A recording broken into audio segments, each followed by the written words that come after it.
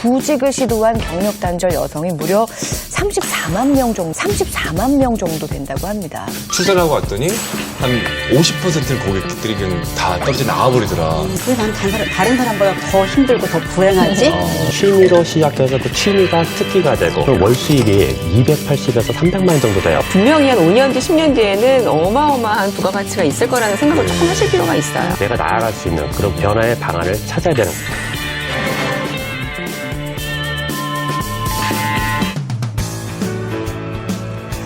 안녕하세요. 엄마들이 궁금해하고 꼭 알아야 하는 세상의 핫 이슈를 속 시원하게 알려드리는 시간 EBS 이슈앤맘 이지혜입니다.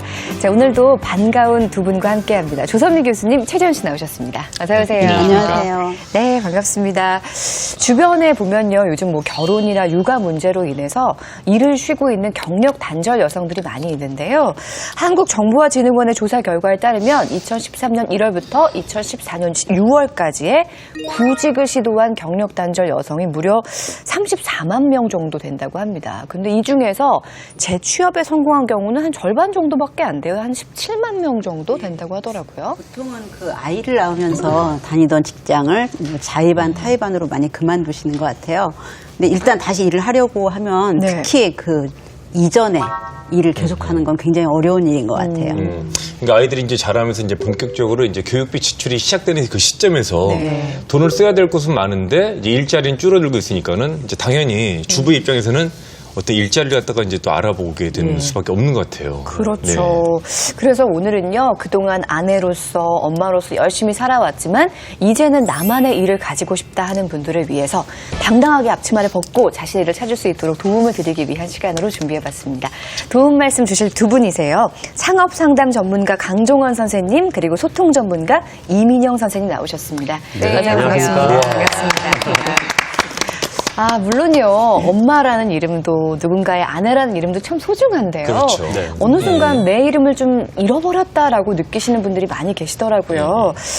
근데 저만 해도 사실은 네. 아이 언제 갖느냐 이런 말씀을 많이 물어보시는데 조금 걱정이 돼요. 일을 그렇죠. 이제 잠깐 쉬게 되면 다시 할 수 있을까? 네. 어떻게 다시 할 수 있을까?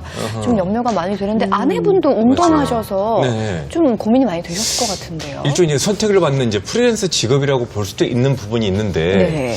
애를 낳기 전에 그 연봉직을 갖고 있었어요. 주말에 할 수 있는. 근데 이게 한 6개월 정도 이제 출산하고 육아 그 시점에서 친한 후배한테 잠깐만 좀 맡아달라 했는데 6개월 후에 이게 다시 돌아오지를 못했어요. 지금 또 후배가 하고 있어요. 후배랑도 애매하겠어요. 애매하게 됐죠, 네. 분위기가. 네. 또 그 외에도 이제 뭐 일종의 레슨 손님들이라든지 뭐 어디 행사 같은 게 한 정말 썰물 나가도 그냥 쫙 빠져버린 느낌? 네. 또 주변에서만 봐도 뭐 그 머리 맡아주는 그 헤어 뭐 원장님 같은 경우에도 출산하고 왔더니 한 50%는 고객들이 그냥 다 떨어져 나와버리더라. 네. 이런 하소연도 듣곤 하죠. 많은 분들이 참 힘든 시간을 보낸다는 얘기를 많이 하시는데 그럼에도 불구하고 내 일을 다시 찾고 싶다 하시는 분들이 많이 계십니다. 근데 전업주부로 지내다가 일을 다시 시작하고 싶다. 좀 시도하게 되는 어떤 시기가 있을 것 같은데요. 예, 실제 시기가 있는데요. 저희가 조사에 의하면 경력 단절 그 기간이 평균적으로 한 9.2년 정도 된다 그래요.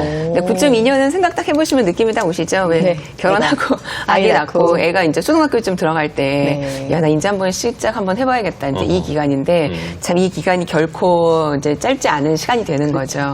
평균 경력 단절 9년이면은 실질적으로 더 이상의 과거의 전문직 자체가 없어질 수 있다고 보시면 돼요. 네. 왜냐하면 시대의 흐름 자체가 계속 변화하기 때문에 그동안 갖고 있었던 전문 지식 자체도 변화하기 때문에 여러 가지 내가 나아갈 수 있는 그런 변화의 방안을 찾아야 되는 거죠. 환경이 바뀌어버리는 거예요. 그렇죠. 네. 저도 연기, 저기 낳고 좀 육아하느라고 연기 한 1년 쉬었더니 연기 패턴이 바뀌어버렸어요.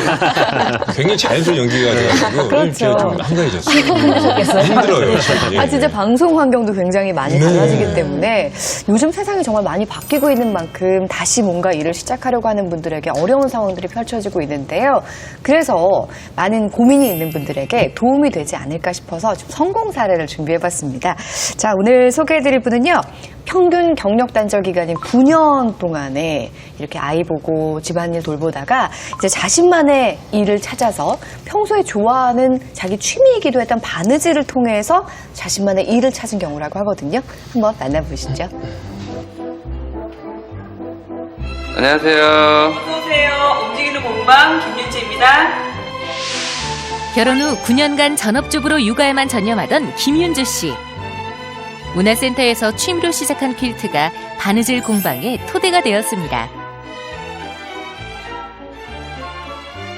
제가 직장도 다녀봤는데 우리 월요일날 되게 출근하기 싫잖아요. 근데 제가 오늘 맨날 아침마다 와서 느낀 게 여기를 출근하고 싶지 않은 날이 하루도 없는 것 같아요. 그러니까 무슨 좀만 일이 있으면 빨리 가서 뭐 만들어야지, 아니면 빨리 가서 뭐 또 생각해서 재미난 거 해봐야지, 그런 생각이 지금 만 8년 됐고 9년 차로 들어가고 있죠.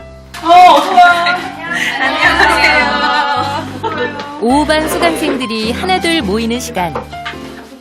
블로그와 강연을 통해 입소문이 나면서 찾아오는 수강생도 부쩍 늘었습니다. 맞아, 그거 좀 있었어요. 가족 같은 분위기가 특징이라는 윤주 씨의 공방.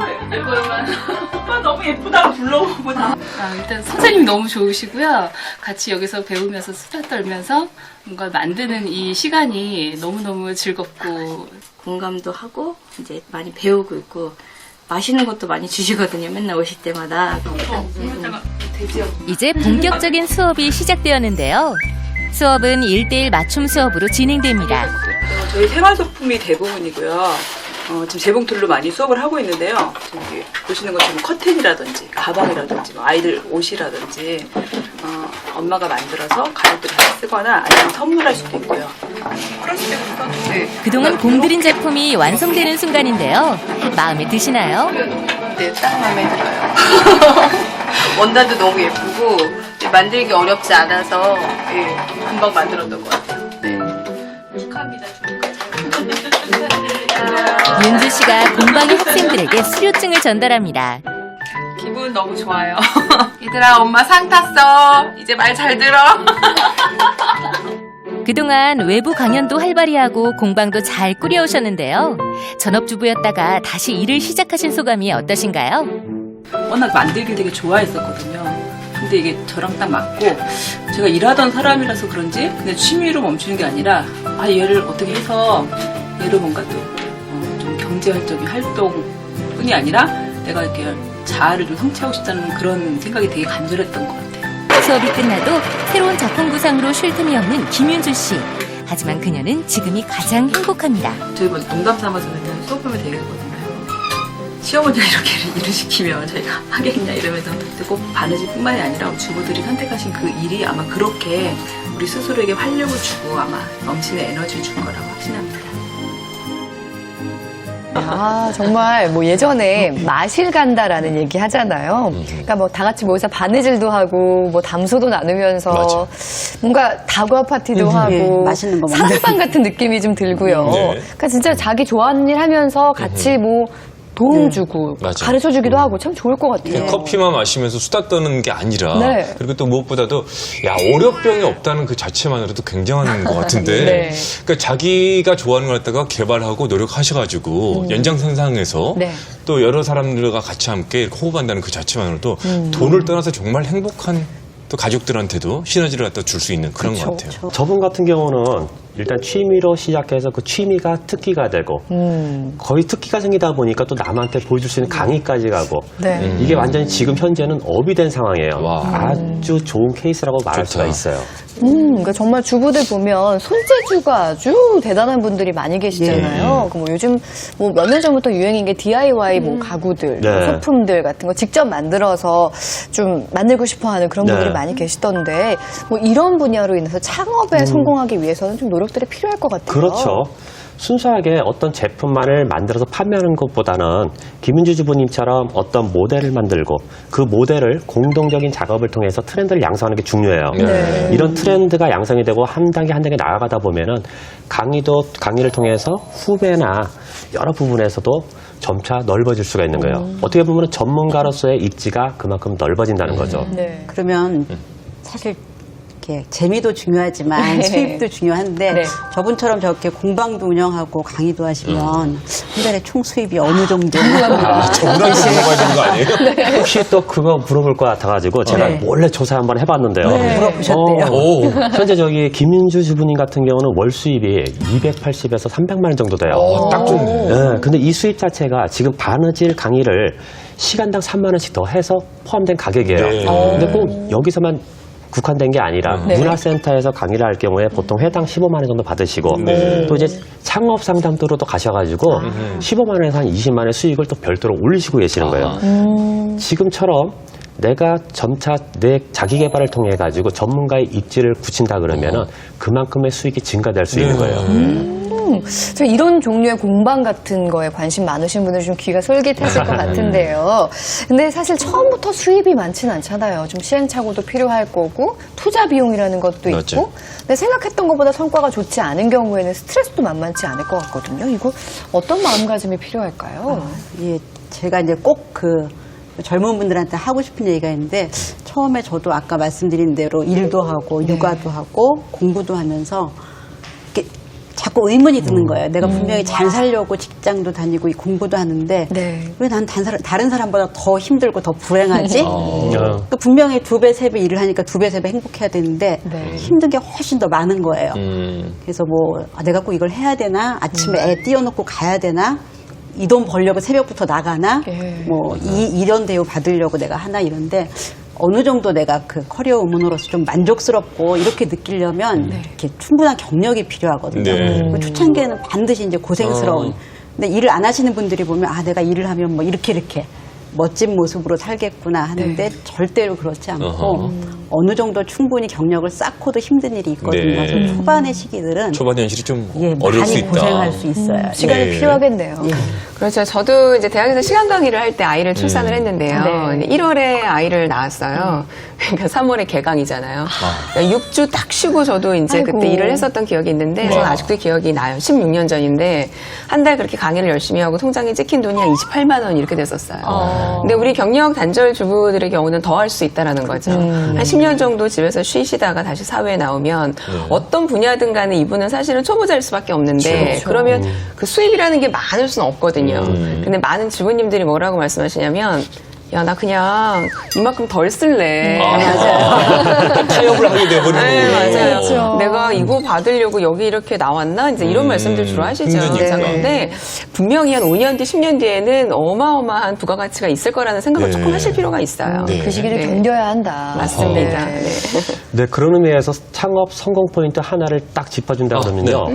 우리 김주부님처럼 실질적으로 보통 창업하시는 분들이 이윤을 먼저 생각하세요. 네. 내가 과연 이 일을 했을 때 얼마를 벌 수 있냐 이 생각을 하시는데 아, 예, 대부분 그런데. 그게 아니라 네. 내가 과연 좋아하는 일이 무엇인지를 먼저 찾는 게 나아요. 그래서 내가 가장 좋아하는 일, 잘 할 수 있는 일부터 시작을 하는 게 창업의 포인트입니다. 그렇군요. 그러니까 뭐 돈보다는 내가 일단 좋아하는 걸 할 수 있어요. 꾸준히 할 수 있고 지치지 않을 수 있는 거니까. 거기다가 저는 한 가지 더 좀 어느 정도 나이가 있는 분들이잖아요. 그러니까 네. 아이 낳고 쉬다가 오셨으니까 그럼에도 불구하고 좀 배우려는 자세가 있으면 성공하실 수가 있는 것 같아요. 그러니까 제 친구도 원래는 그 유치원 교사였는데 아이 낳고 한 15년 정도를 쉬다가 다시 일을 하려고 도전을 하고 있거든요. 근데 유치원 교사로 다시 하기에는 환경도 너무 많이 바뀌었고 그래서 그건 어려워서 그냥 아는 언니의 식당 가서 그냥 그 일을 배운다고 하더라고요. 나중에 자기 식당을 내려고. 근데 뭔가 다시 시작한다는 데서 오는 에너지들이 분명히 있구나라는 생각이 들어요. 네. 보면서 참 이런 친구들 보면은 뭔가 배우려는 자세가 이 사람의 에너지를 만든다는 생각하거든요. 주변에 그런 친구들 있으세요? 저도 물론 많죠. 네. 근데 이제 이제쯤 저희는 아이들이 다 커가지고 밖으로 나오려고 막 하는 이제 시기여가지고 네.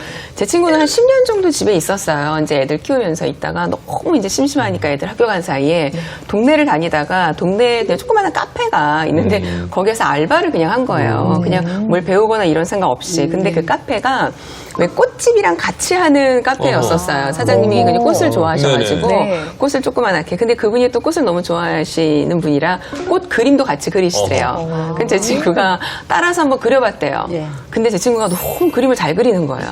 근데 본인도 몰랐던 이 친구는 오히려 컴퓨터를 전공했던 친구인데 그래서 지금은 전시회도 하고 그 꽃을 가지고 엽서를 만들어가지고 네네.